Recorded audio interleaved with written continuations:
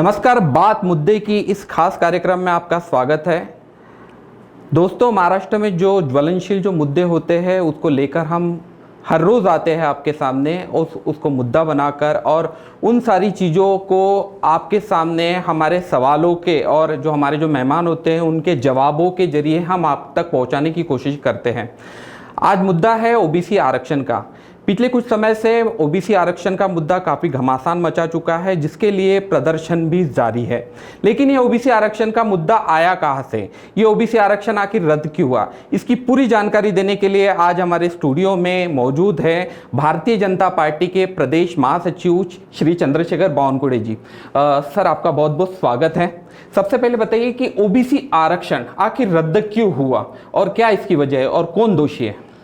देखिए कि ओबीसी आरक्षण 1994 में महाराष्ट्र के लोकल पंचायत चुनाव में महानगर पालिका, नगर पालिका, जिला परिषद, पंचायत समिति, ग्राम पंचायत के लिए 1994 से 27% था। ये कंटिन्यू था। लेकिन 2016 में कांग्रेस के कुछ नेता,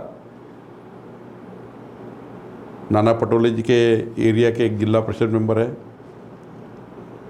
यवतमाल वाशिम से विकास गौड़ी है, बाबा अष्टंकर जी है हिन्ना से, ये कांग्रेस के नेता है। ये लोग 2016 में हाई कोर्ट में गए, नागपुर हाई कोर्ट में, और वहाँ इन्होंने ऐसा स्टेटमेंट किया, एफिडेविट किया कोर्ट के सामने कि ओबीसी का जो आरक्षण 27% देने की वजह से ये 50% के ऊपर जा रहा है। एक टोटल आरक्षण 50% के ऊपर नहीं जाना चाहिए। ये 11 मई 2010 को जो कृष्णमूर्ति का एक 9 न्यायाधीशों का जो एक घटनापीठ बना था, उन्होंने आदेश दिया था। उनका एक जो समिति बनी हुई थी, समिति नहीं जी, घटनापीठ बना था आरक्षण के लिए। घटना यानी न्यायाधीशों का एक खंडपीठ बना था। अच्छा। और उसमें ये निर्णय हुआ था कि कोई भी आरक्षण 50% के ऊपर नहीं जाना चाहिए। वो आधार पे ये लोग हाईकोर्ट में गए।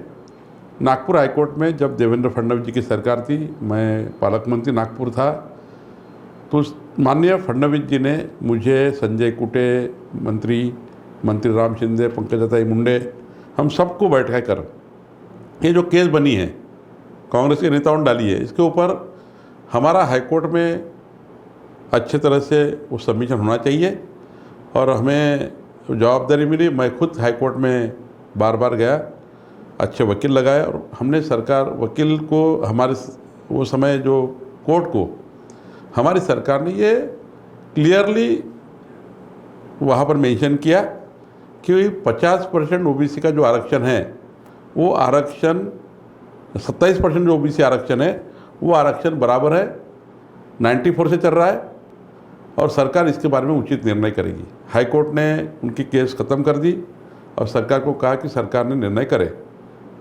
ये लोग सुप्रीम कोर्ट में गए, और सुप्रीम कोर्ट में भी जब हमको पूछा 2019 में कि भाई ओबीसी आरक्षण जो देने की वजह से 50% के ऊपर महाराष्ट्र में आरक्षण का जो नहीं जाना चाहिए वो जा रहा है क्या, तो हमने सुप्रीम कोर्ट में बड़े बड़े वकील लगाए। 31 जुलाई 2019 को माननीय देवेंद्र फडणवीस जी ने खुद सारे मंत्रियों को बिठा के एक ऑर्डिनेंस निकाला, और ओबीसी का आरक्षण 27% ही रहेगा महाराष्ट्र में जी, जो 94 में दिया हुआ है जी। वो अध्यादेश निकाला, वटहुकुम निकाला, उसको ऑर्डिनेंस बोलते हैं, और वो हमने सुप्रीम कोर्ट को ले किया। वहाँ बताया कि 27% आरक्षण बराबर है, हम उसके हिसाब से ही कार्रवाई कर रहे हैं। हमें सुप्रीम कोर्ट ने जिला परिषद चुनाव लेने की परमिशन दी। नागपुर और 5 जिला परिषद के चुनाव महाराष्ट्र के 27% आरक्षण पे हुए। तब तक ठीक ठाक था। सरकार बदल गई। सरकार बदलने के बाद मैं खुद आशीष जायसवाल जी के साथ जाकर छगन भुजबल साहब से मिला, नाना पटोले जी से मिले, वडेट्टीवार जी से मिला, और कहा कि जो देवेंद्र फडणवीस सरकार ने ऑर्डिनेंस निकाला है उसको मेंटेन करो। वो अगर मेंटेन नहीं करोगे तो आरक्षण जाएगा, क्योंकि वो 31 जुलाई को जो 2019 को उन्होंने जो ऑर्डिनेंस निकाला था फडणवीस जी ने ओबीसी के लिए, उसका लिमिट 6 महीना था। आने वाली सरकार को उसको एक्सटेंड करना है या उसको कायदे में रूपांतर करना है, ये सरकार ने किया नहीं। महाविकास आघाड़ी सरकार ने ख्याल दिया नहीं, हमने बोलने के बाद भी नहीं दिया। 13/12/19 को सुप्रीम कोर्ट ने फिर पूछा सरकार को, नई सरकार को, 13/12/19 को, कि भाई ये जो आरक्षण आप दे रहे हैं 27% ओबीसी को, वो 50% वाले नियम में है क्या, जो नियम 11 मई 2010 को के कृष्णमूर्ति ने बनाया था, जो घटनापीठ था उसने आदेश दिया था। 14 महीने ये सरकार ने कुछ सबमिशन सुप्रीम कोर्ट में नहीं किया, 14 महीने, और उल्टा एक एफिडेविट दिया सरकार ने, महाराष्ट्र सरकार ने, कि हाँ महाराष्ट्र में 27% ओबीसी आरक्षण देने की वजह से आरक्षण की लिमिट 50% के ऊपर जा रही है, ये एफिडेविट दिया जी। और जब सुप्रीम कोर्ट ने वो एफिडेविट देखा तो सुप्रीम कोर्ट ने टर्न ले लिया एकदम, ये सरकार को एक सरकार के खिलाफ एक आदेश जारी कर दिया, आदेश पारित किया कि अभी आपने जो ये एफिडेविट दिया है इसके हिसाब से आप वो 11 मई 2010 का जो 50% वाला लिमिट है वो तोड़ रहे हैं। आपने खुद कबूल किया है, ज़रूरत नहीं थी। सरकार ने अगर अच्छा जस्टिफाई किया रहता कि 27% आरक्षण ऐसा है ऐसा है ऐसा है, तो शायद ये निर्णय नहीं आता। लेकिन 4 मार्च 2021 को सुप्रीम कोर्ट ने केस उठा के फेंक दिया और सुप्रीम कोर्ट ने आरक्षण रद्द कर दिया और कहा कि आरक्षण दो, मना नहीं किया, लेकिन अभी 50% के अंदर होना चाहिए जी। और ओबीसी को आरक्षण देने के लिए डेटा बनाओ, विलेज वाइज डेटा बनाओ, गाँव वाइज डेटा बनाओ, ओबीसी का जिला वाइज बनाओ, म्यूनसिपल कॉर्पोरेशन का बनाओ, और वो डेटा बनाकर ओबीसी मागास करके उनका आरक्षण दो। 4 मार्च 2021 से आज 5 सितंबर है, अप्रैल मई जून जुलाई अगस्त सितंबर 6 महीना हो गए, अभी तक महाराष्ट्र सरकार ने सुप्रीम कोर्ट ने दिए हुए आदेश का कोई भी पालन नहीं किया। जो ओबीसी आरक्षण देने के बारे में सुप्रीम कोर्ट ने कंडीशन रखी, वो कंडीशन फॉलो नहीं की, केवल आयोग गठित किया। आयोग गठित किया ओबीसी आयोग, उसके माध्यम से हमें डेटा तैयार करनी है। डेटा तैयार करने का काम कितने महीने में होता है, तो 1 महीने में हो सकता है। यवतमाल जिले की ग्राम पंचायतों ने 8 दिन में डेटा तैयार करके दे दिया है, सैंपल डेटा, कि ये टैक्स रजिस्टर निकाला, SC ST अलग, ओबीसी अलग, इनटू कितने लोग हैं, ऐसा डेटा बना के दे दिया। तो कहने का मतलब है कि 3 महीने में डेटा तैयार हो सकता है। 3 महीने में डेटा तैयार होकर सुप्रीम कोर्ट के 4 मार्च 2021 के आदेश के हिसाब से आरक्षण मिल सकता है, सब कुछ हो सकता है, लेकिन अभी तक हुआ नहीं। अभी तक डेटा तैयार करने का काम चालू नहीं हुआ। उल्टा 28 जुलाई को ओबीसी आयोग ने इनको लेटर दिया सरकार को कि 435 करोड़ रुपए दो और हमें ये एडमिनिस्ट्रेटिव स्टाफ दो। अभी तक 28 जुलाई से लेके आज 5 तारीख है, चीफ सेक्रेटरी ने मीटिंग लगाई नहीं। चीफ सेक्रेटरी को मीटिंग लगाना चाहिए, पैसा देना और एडमिनिस्ट्रेटिव उनके लिए जो मैन पावर चाहिए वो देना, वो भी नहीं कर रहे। इसका मतलब यह है कि ये सरकार को ओबीसी आरक्षण देना नहीं है। विजय वडेट्टीवार जी बार बार बोलते हैं कि हम चुनाव नहीं होने देंगे ओबीसी आरक्षण बगैर। उधर मदान हमारे जो स्टेट इलेक्शन कमिश्नर है, उन्होंने डिक्लेयर किया कि हम 5 साल के बाद रुकेंगे नहीं। सरकार बार मीटिंग लेती है, माननीय उद्धव ठाकरे जी सर्वपक्षीय मीटिंग लेते हैं, कुछ करते होता नहीं उसमें, वो वांझोटी मीटिंग लेती है, निर्णय कुछ नहीं होता है। ये सरकार में एक बड़ा गट है जो ओबीसी आरक्षण देना नहीं चाहता, जो सरकार पे दबाव बना चुका है, चीफ सेक्रेटरी पे दबाव है। तो ओबीसी आरक्षण को लेकर जो भी हुआ है, ये जो फुटबॉल हुआ है, सुप्रीम कोर्ट में सरकार ने हारना, देवेंद्र फडणवीस ने निकाला हुआ ऑर्डिनेंस कैंसिल करवाना, ये सब एक जो ग्रुप है सरकार में, उसकी सब ये प्रेशर की वजह से हो रहा है। और मुझे लगता है इस सरकार को ओबीसी आरक्षण देना नहीं, और हमने ठहरा है दिसंबर तक वेट करेंगे, और दिसंबर तक ये ओबीसी आरक्षण नहीं दिया तो महाविकास आघाड़ी के सरकार के मंत्रियों को हम और ओबीसी समाज जागरूक हो गया है, उनको सब समझ गया है अभी कौन आरक्षण रोक रहा है, जो सरकार 3 महीने में कर सकती है। मराठा आरक्षण का डेटा, मराठा आरक्षण जब देना था, मराठा समाज का डेटा देवेंद्र फडणवीस सरकार ने 3 महीने में बनाया, तो ओबीसी समाज से क्यों नहीं बन सकता है? 5 एजेंसी लग सकती है, 10 एजेंसी लगाइए, 25 एजेंसी लगाइए। जनगणना नहीं करनी है, डेटा तैयार करना है, डेटा। ये भूल भुलैया कर रहे हैं और हमें ठहराया कि दिसंबर तक नहीं किया, मंत्रियों को गांव में नहीं घूमने देंगे। लेकिन दिखाने की बात अगर देखी जाएगी तो पुनर्विचार याचिका भी दायर की गई थी, उसको भी सुप्रीम कोर्ट ने खारिज कर दिया। वही बात की जाएगी, ओबीसी आरक्षण के हर मसले पर बड़े बड़े वादे किए जाते हैं, लेकिन सरकार पूरी तरह से फेल होते हैं। आखिर चूक कहाँ पर हो रही है सरकार की? कि आपने सीधा सीधा आरोप कर रहा है कि सरकार देना ही नहीं चाहती। क्या ओबीसी के खिलाफ है ये सरकार? ये सरकार में से एक बड़ा ग्रुप है जो ओबीसी के सीटों के ऊपर पैसे वाले सूबेदार लोगों को लड़ना चाहते हैं, सरकार का पूरा वापर करके। अगर 27% सीट्स ओबीसी को नहीं तो ऊपर भी चली जाएगी, और बम्बई से लेके पश्चिम महाराष्ट्र तक, वहाँ तक पूरे ओबीसी समाज के ऊपर कोई गरीब लोग हैं, वो लड़ नहीं पाएंगे ओपन में। कौन लोग आएंगे?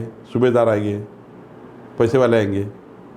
ये चुनाव 2022 के 85% चुनाव जो होने जा रहे हैं देश महाराष्ट्र में, ग्राम पंचायत से लेकर महानगर पालिका तक, ये सारे चुनाव में ये सरकार को ओबीसी को लड़ाना नहीं है, बड़े बड़े लोगों को लाकर सत्ता में शामिल करना है और इनका फ़ायदा लेके आगे विधानसभा लोकसभा में भी इनका पैसे वालों का काम, पैसे वाले आ जाएंगे। जिला परिषद, पंचायत समिति, महानगर पालिका में ये पैसे वालों का आधार लेके आगे भी चुनाव जीतना है।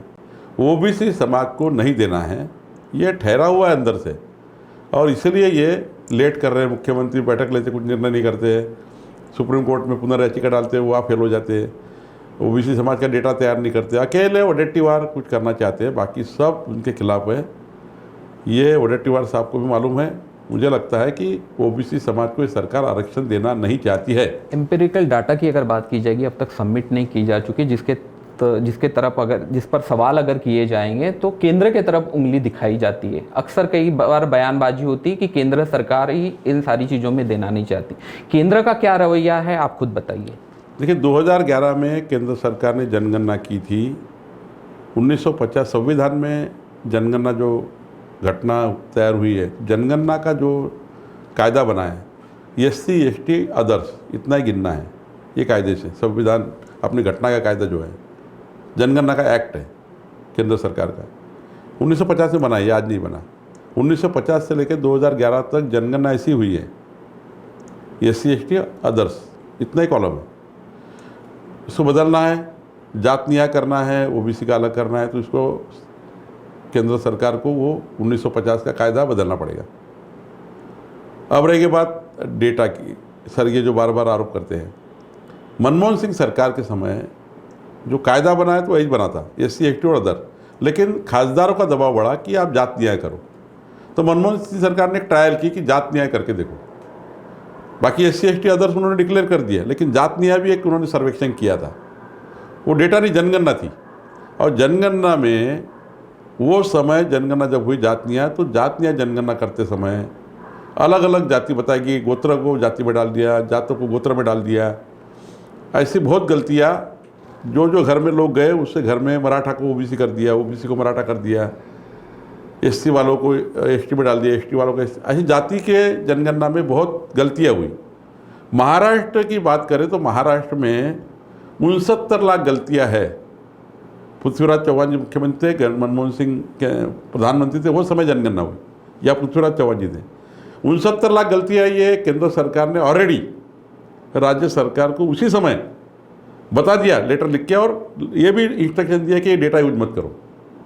हमने बहुत प्रयास किया डेटा मिलाने का, देवेंद्र फडणवीस सरकार के समय में नहीं मिला वो इसलिए कि 69 लाख गलतियाँ। आप मुझे बताइए, ये अकल के तारे तोड़ रहे हैं। 2011 की गलत जात न्याय जनगणना को आज लेंगे, 2021 में हम हैं, जब 3 महीने में 2021 का डेटा तैयार, जनगणना नहीं करनी है, डेटा करना है। जनगणना अलग होता है, हर घर जाके वो गिनना है, ये डेटा तैयार करना, सैंपल डेटा। अब डेटा तैयार करना 2021 के हिसाब से करना तो ओबीसी आरक्षण अच्छे से मिल पाएगा, गलतियाँ नहीं रहेगी। 69 लाख गलतियों का डेटा जो केंद्र सरकार का जनगणना का डेटा है वो मांग रहे, गलतियों का डेटा से कैसा ओबीसी आरक्षण अच्छा रहेगा?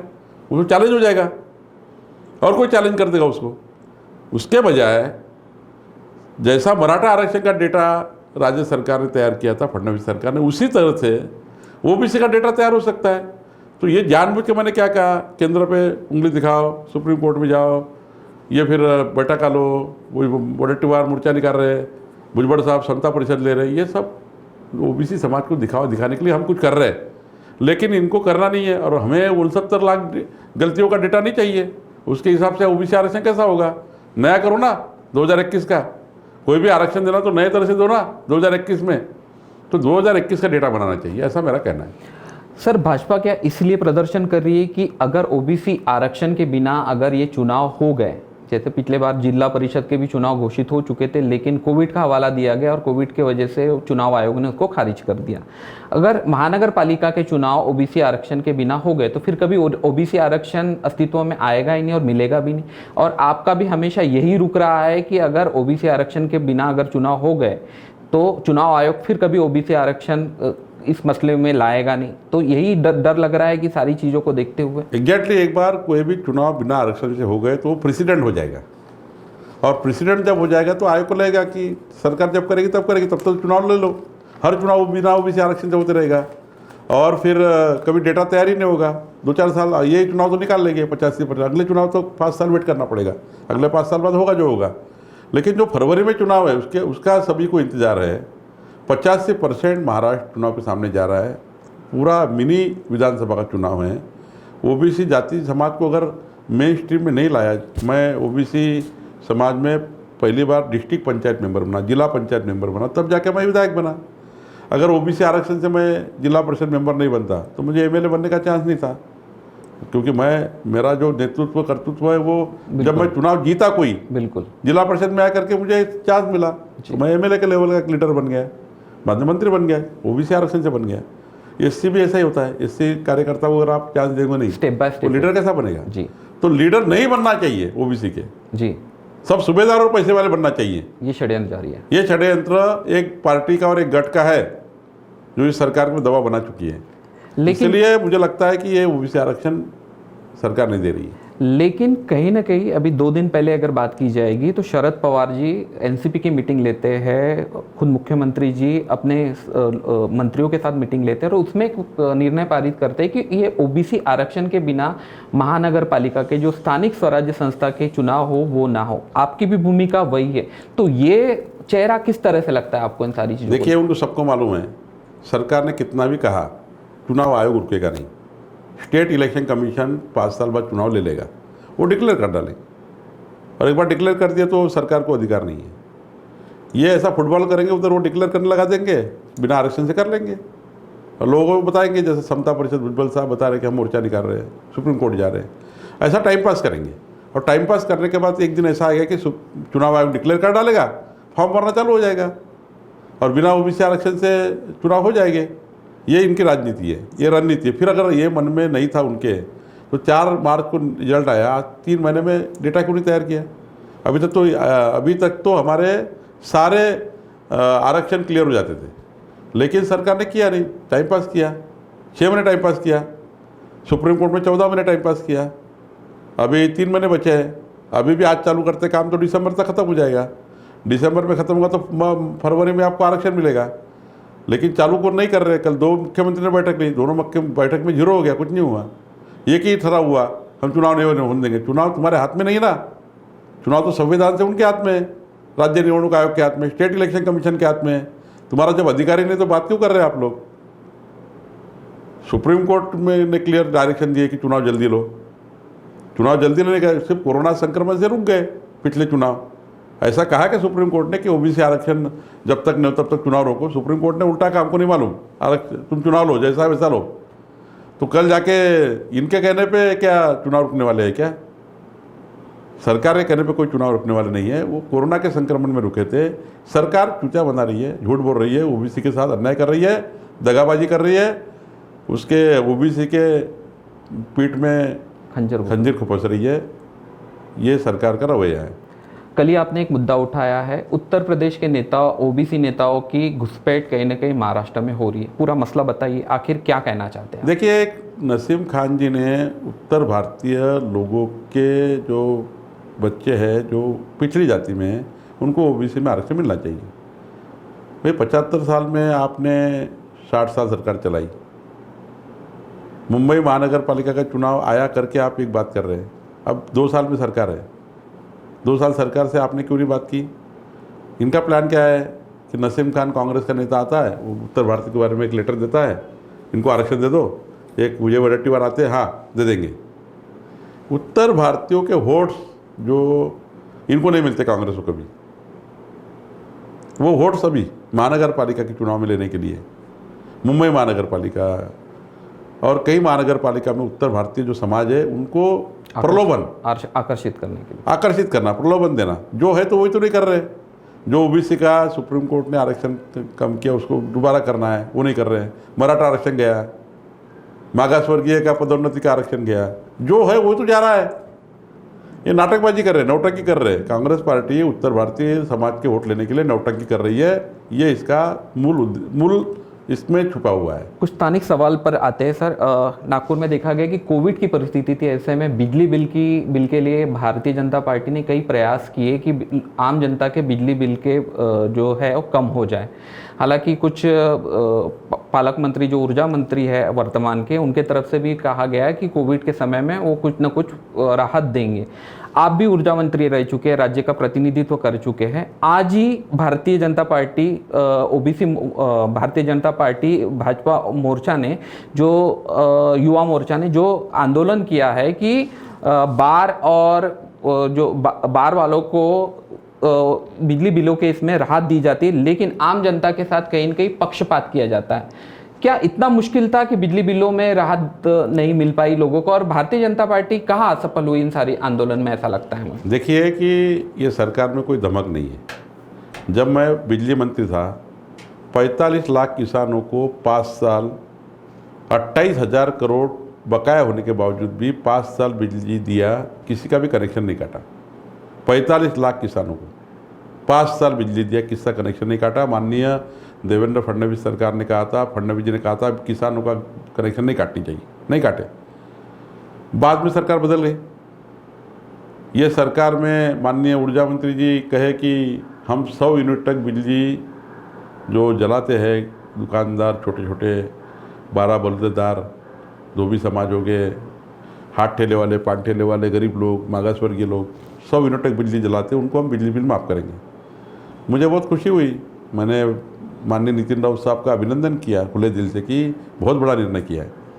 100 यूनिट बिजली माफ़ करना 5 साल, 100 यूनिट वाले जो लोग हैं वो 1 करोड़ लोग हैं, 1 करोड़ परिवार है महाराष्ट्र में, 100 यूनिट जलाते हैं जी।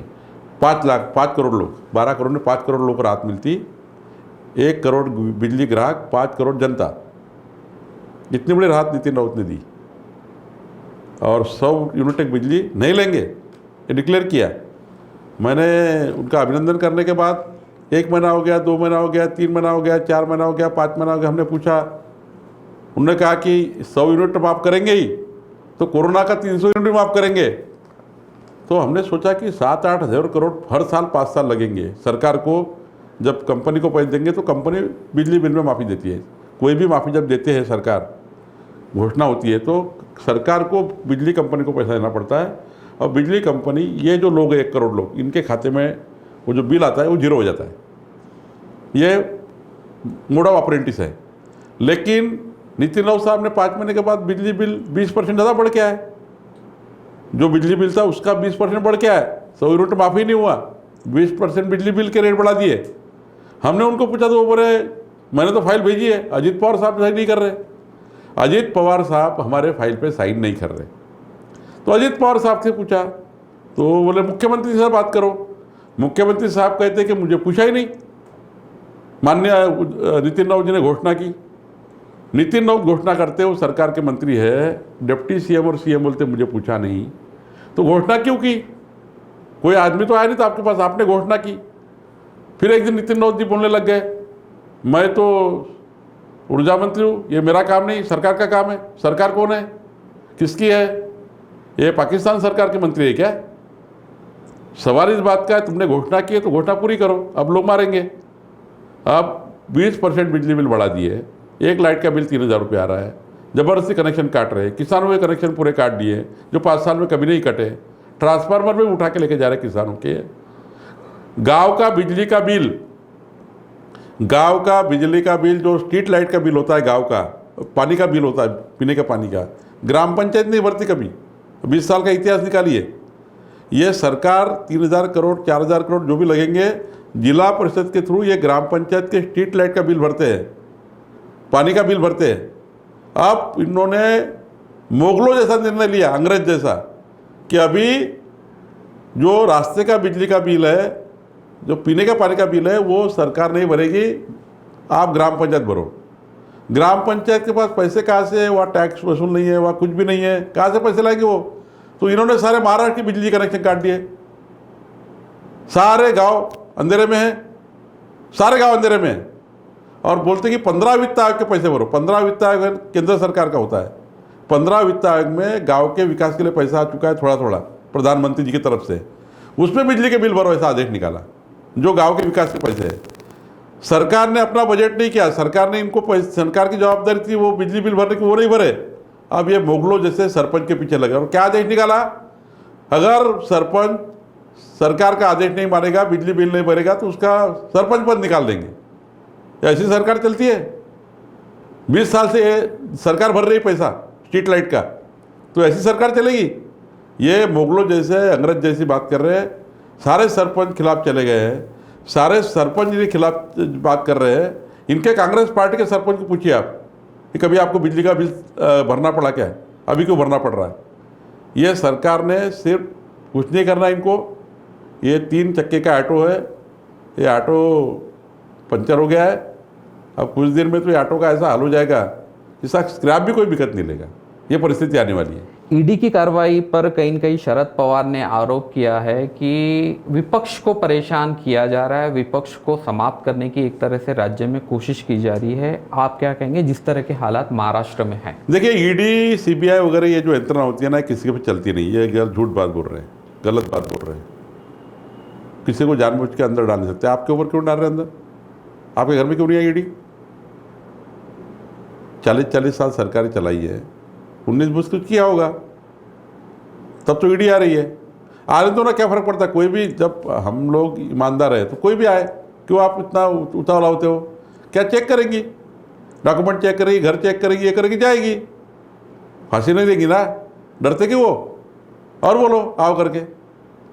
मेरा कहने का मतलब है, क्यों डर रहे हैं आप? क्यों ऐसा बार बार ये कर रहे हैं? कोई आप विपक्ष कोई करेंगे?